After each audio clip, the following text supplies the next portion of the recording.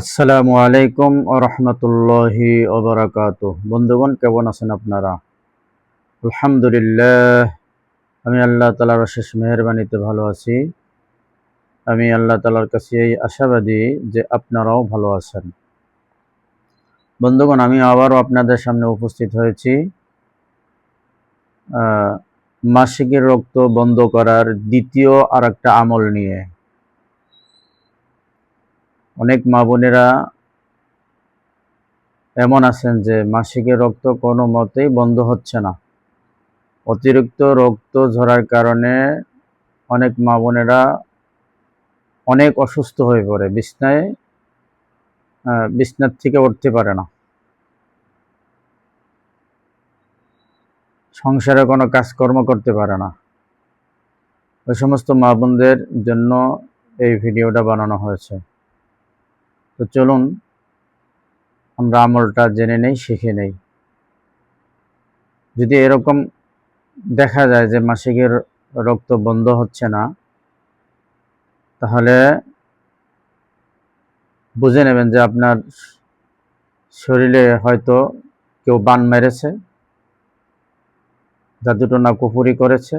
আর এটা জিনের পক্ষ থেকে হতে পারে বা মানুষের পক্ষ থেকে হতে পারে।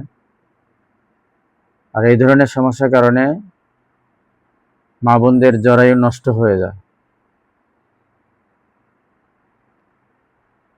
বন্ধা হয়ে যায়, আর বাচ্চা কাচ্চা হয় না। তো এমন যদি দেখা যায়, তাহলে আমরা দ্রুত একটা গিলাসের ভিতরে বা একটা বোতলের ভিতরে বৃষ্টির পানি নেব। বৃষ্টির পানি নিয়ে সূরাতুল কাউসার, পবিত্র কোরআন শরীফের ভিতরে একটা সূরা আছে সূরাতুল কাউসার।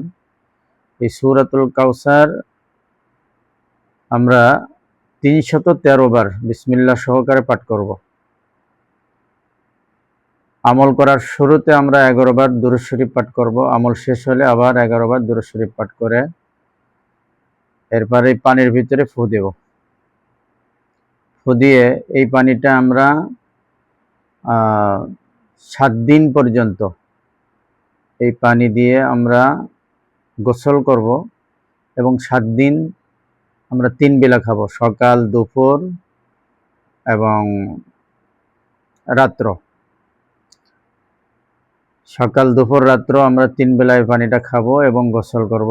ইনশাআল্লাহ আপনি একেবারেই সুস্থ হয়ে যাবেন, আল্লাহ তাআলার কাছে আমি আশাবাদী। এজন্য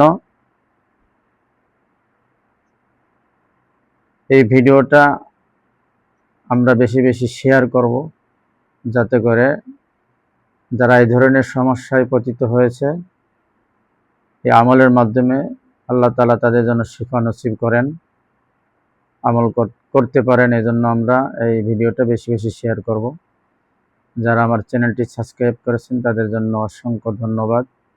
যারা এখনও আমার চ্যানেলটি সাবস্ক্রাইব করেন নাই, দ্রুত আমার চ্যানেলটি সাবস্ক্রাইব করে নেন, তাহলে এরকম সুন্দর সুন্দর আমল আপনারা শিখতে পারবেন। আচ্ছা, আজকে এখানে ভিডিও শেষ করে দিচ্ছি।